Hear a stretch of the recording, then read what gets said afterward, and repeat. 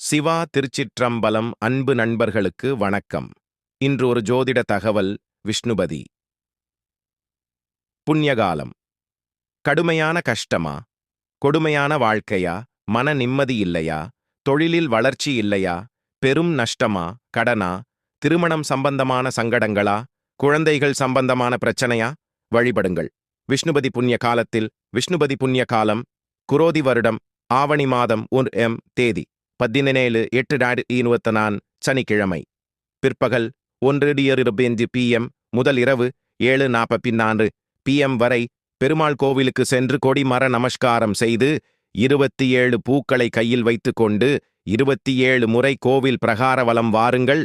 ஒவ்வொரு சுற்றுக்கும் ஒரு பூவை கொடிமரத்திற்கு முன் வைத்து பக்தியுடன் வணங்குங்கள். 27 சுற்று முடித்த பின்பு மீண்டும் கொடிமர நமஸ்காரம் செய்து தியானியுங்கள். கொடிமரம் இல்லாத